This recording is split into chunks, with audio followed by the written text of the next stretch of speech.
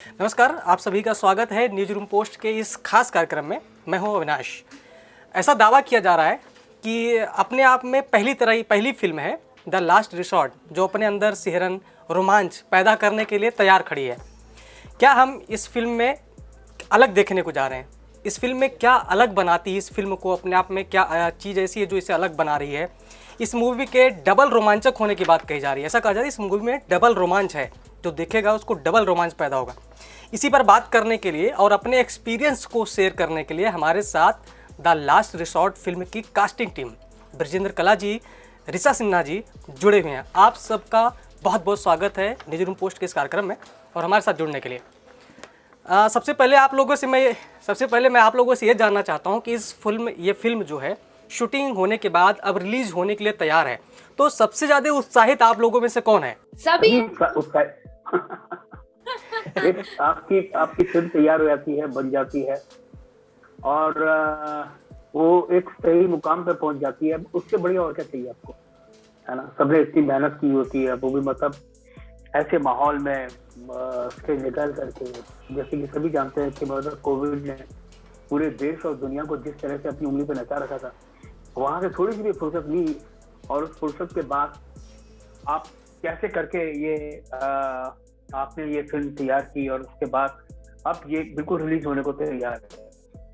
तो जी, मैं एक छोटा सवाल आपसे ये था कि इस फिल्म में आपका रोल क्या है और क्या दर्शक इस फिल्म को देखकर हंसने पर या डरने पर मजबूर हो जाएंगे?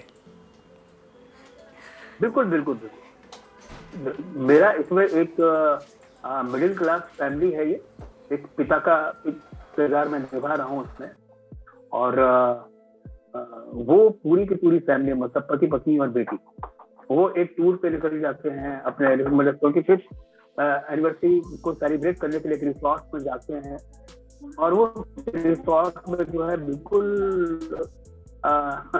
ऐसा माहौल है कि डरावना माहौल है, और वहां जाकर के जो भी हालात बिगड़ते हैं, है ना, तो वो गए थे वहां पर एंटरटेन होने के लिए, एक अच्छा सा वक्त गुजारने के लिए, एक यादगार पल गुजारने के लिए। तो पल तो यादगार होते हैं, लेकिन वो किस रूप में होते हैं वो ये फिल्म देख के मालूम पड़ेगा।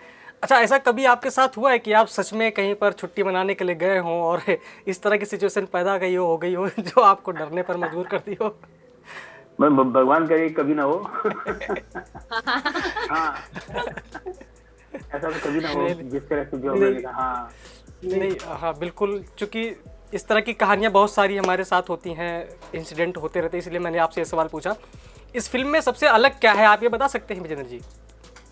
इसमें सबसे डिफरेंट क्या है कि कहानी सबसे डिफरेंट है।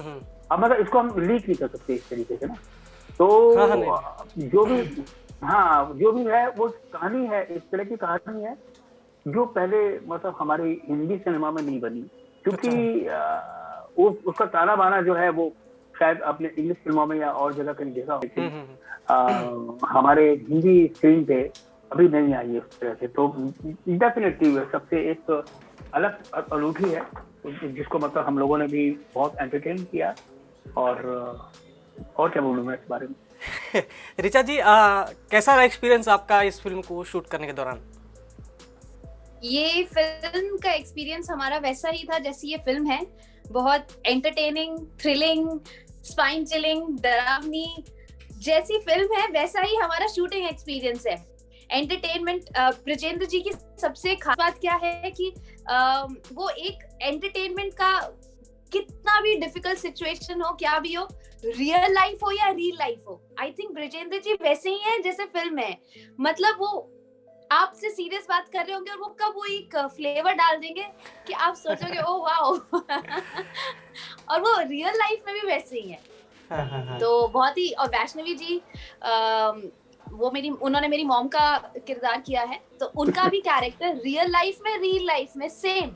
आई मीन मैं आपको ये कह सकती हूँ कि रियल लाइफ में भी मुझे वैसी फीलिंग आई, मॉम डैड वाली रियल लाइफ में बहुत मजा आया। और सिचुएशन वहां पर भी वैसी है। अगर आप फिल्म देखेंगे, जैसे आपने अभी पहले क्वेश्चन पूछा कि अगर आपके साथ रियल लाइफ में ऐसा हो जाए, तो आप ये आज इतनी आसानी से बोल रहे हैं क्योंकि आपने फिल्म नहीं देखी है। फिल्म देखने के बाद आप ये सवाल करने के पहले 10 बार सोचेंगे क्योंकि बहुत ही बुरी सिचुएशन में फंस जाते हैं। ट्रेलर में वो 9:00 का जिक्र बार बार हो रहा है। 9:03।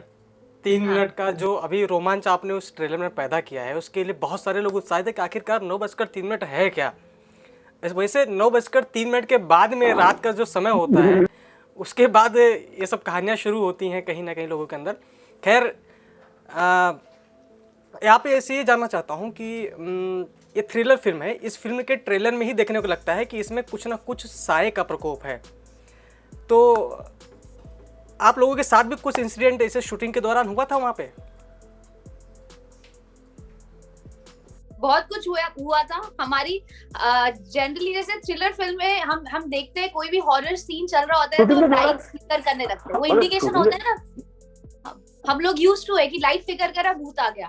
तो हमारे साथ तो ऑन सेट हो रहा था, जैसे ही शॉट लेने जाते आप ऐसे आंखों से देखेंगे तो आपको कुछ नहीं दिखेगा, बट कैमरा में एक अजीब सी फ्लिकरिंग थी जिसकी वजह से हमारे शॉट्स हो ही नहीं पा रहे थे और इतना डिले हो रहा था कि आप ये सोचो कि पैकअप 2 बजे है या 1 बजे है, तो हमारा पैकअप तब होता था जब जस्ट सन निकल चुका होता था और अब हम कहते अब शूट नहीं हो सकता हमारा सिचुएशन होता था। तो मतलब बहुत सारे। तो क्या इन भी कुछ बताएंगे? जब ऐसी चीजें हो रही थी विजेंद्र जी, तो सबसे ज्यादा डर कौन रहा था कि हमारे अगल बगल तो कैमरे में कोई और दिख रहा है या कुछ और दिखाई दे रहा है? एक्चुअली क्या है, कोई भी ये शो नहीं करता था कि कौन डर रहा है ना। तो बस मेरा यही कह रहा था कि मेरा हालात वही थे कि सब डरे सहमे रहते थे, किसी को समझ में नहीं आता था कि क्या हो रहा है क्या नहीं हो रहा है ना, और कोई किसी को बोल नहीं पाता था, डरे हुए सब थे। और हाँ डरे हुए पहले कोई नहीं बताता कि एग्जैक्टली किसके साथ क्या हो रहा है, लेकिन हाँ सब सहमे हुए रहते। सबसे पहले तो शुरू के 3-4 दिन हमारे अलग स्ट्रेस थे। शुरुआत जब हमने शूटिंग की तो हमारा स्ट्रेस ये था कि किसी को बुखार हो रहा है तो रातों रात गायब हो गया, पूरे यूनिट पे ये बात फैल गई कि कोविड हो गया है, शूटिंग बंद हो सकती है, ये वो स्ट्रेस से हम निकले। वो चीजें स्टेबल हुई। खाने की बहुत तकलीफ थी क्योंकि हम ऐसे टाइम पे गए थे जहाँ बहुत यूनिट लेकर नहीं जा सकते थे, तो हमें खाने जनरली हम शूटिंग पे जाते हैं तो केटरिंग हमारे साथ चलती है बॉम्बे से, जिनको अच्छे से आइडिया है, बट हमें वहां पर केटरिंग करना पड़ा क्योंकि हम इतनी बड़ी यूनिट कोविड में लेकर नहीं जा सकते थे। तो खाने की बहुत तकलीफ थी, उन लोगों को समझ नहीं आ रहा था। अब ये सारी प्रॉब्लम खत्म हुई तो दूसरी प्रॉब्लम शुरू हुई कि यूं खेलते कूदते हुए सांप इधर से उधर से निकल रहे हैं, बहुत सारे अनलिमिटेड सांप। बारिश इतनी तेज, ब्रिजेंद्र जी का जो रूम था उसमें घुटने तक पानी भरा रहता था, वॉल पे नदी की तरह पानी गिरता था और ब्रिजेंद्र जी पैर उठाकर चाय की चुस्कियां लेकर बोलते थे कोई बात नहीं। सबसे रोमांचक और सबसे फनी बात इस शूटिंग के दौरान आपके साथ क्या हुई या टीम के साथ क्या हुई? सबसे रोमांचक ये था कि वो रिजॉर्ट खुद में ही एक रोमांचित लोकेशन था। वहां पर हर चीज हर दिन कुछ ना कुछ ऐसी होती थी कि जिससे ऐसा लगता था हमारी फिल्म से कुछ ना कुछ लेना देना है। और डरावनी आपने बोला, राइट? डरावनी ये है कि धुआंधार बारिश हो रही है, ऐसी बारिश हो रही है कि आपके कान फट रहे हैं, ऐसा लग रहा है किसी जो ऑन था ना उसके पानी का लेवल हर दिन बढ़ता जा रहा था। ऐसा बढ़ता जा रहा था कि वो कब बाहर आ जाएगा और पूरा रिजॉर्ट डूब जाएगा, और ऐसा हुआ भी। हमने लास्ट डे पैकअप किया और अगले दिन 8 घंटे के अंदर वो पूरा रिजॉर्ट पानी के अंदर था। मतलब उसके अगले दिन आप शूट नहीं कर सकते थे। अगर मैं आपको वीडियोस दिखाऊंगी तो आप खुद घबरा जाएंगे कि ये कैसे हो सकता है। और अगर हम थोड़ा भी डिले करते तो हम कुछ भी नहीं कर सकते थे। पूरा रिजॉर्ट फ्लड। गुजरात में तो आप जानते हैं क्या हो जाता है। बिल्कुल बिल्कुल। और सबसे फनी अगर बोले जो एक्साइटिंग था वो थे ब्रिजेंद्र जी का एलिमेंट। हम जब भी कोई सीन करते कुछ भी करते थे, सीरियस से सीरियस सीन आप फिल्म देखेंगे ना तो ब्रिजेंद्र जी का एक, हम सब डरे हुए हैं बट ब्रिजेंद्र जी कोई ऐसा डायलॉग बोलेंगे कि आपको लगेगा वाओ। और खुद नहीं हंसते वो बोल के निकल जाते हैं और सामने वाले एक्टर के ऊपर छोड़ देते हैं कि बिना हंस के वो अपना डायलॉग कंप्लीट करो। तो ये उनकी खूबी है। और पूरी टीम बहुत अच्छी थी, हमने बहुत एंजॉय किया। बहुत सिचुएशंस, प्रॉब्लम, कोरोना, बारिश, उसमें कम यूनिट में शूट करना, हर चीज मिनिमम, चीजें नहीं मिल रही थी, दुकानें बंद थी, अगर शूट पे एक बल्ब भी चाहिए तो उसके लिए बहुत डिफिकल्ट हो रहा था, सारी दुकानें बंद। तो सिचुएशन बहुत खराब था, बट यूनिट क्रू सब इतने सपोर्टिंग थे। हमने एक स्ट्रेच में 18 घंटे शूट किया है। मतलब नॉर्मल डेज में लोग 8 घंटे में पैकअप कर देते हैं, 10 घंटे में पैकअप कर देते हैं, तो सबका सपोर्ट था, इसलिए हो गया अच्छे से। आपका रोल इसमें क्या है, कुछ बताना चाहेंगे? मेरा इसमें मैं एक डॉटर हूँ। ब्रिजेंद्र जी मेरे डैड हैं, वैष्णवी जी मेरी मॉम है, और हम तीनों बहुत लविंग फैमिली है। एक मिडिल क्लास फैमिली जो ज्यादा बाहर घूमने नहीं गई है, और ये बेटी अभी कमाना शुरू किया उसने नया, तो अभी उसको ऐसा है कि मैं अपने मम्मी पापा को कुछ गिफ्ट देना चाहती हूँ। तो वो सरप्राइज हॉलीडे प्लान करती है और कहती है चलो मैं आपको हॉलीडे पे लेके जाती हूँ, और बहुत एक्साइटेड होती है क्योंकि उसने अपने मम्मी को पूरी लाइफ काम करते हुए देखा है, सैक्रिफाइसेस करते हुए देखा है।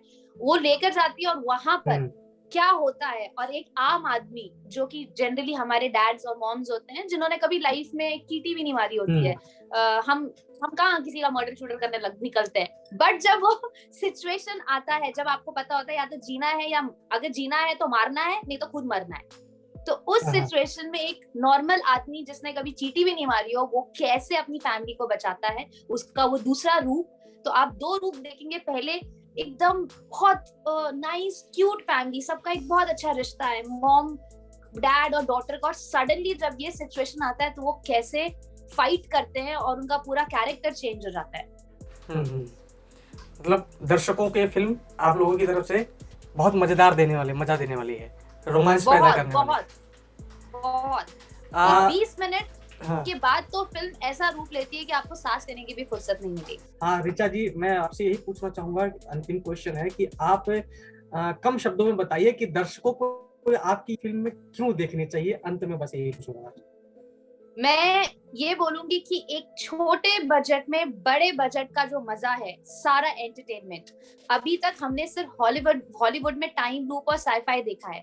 पहली बार आपको बॉलीवुड में एक छोटी फिल्म जिसमें टाइम लूप बेस्ड है, बहुत ही इंटरेस्टिंग, सारे स्पाइसेस है, सारे इमोशंस हैं, फनी भी है, स्कैरी भी है, सब कुछ है। तो आप ये जरूर देखिए, और मैं ये गारंटी करती हूँ कि बॉलीवुड में इस तरह की फिल्म आपने पहले नहीं देखी होगी।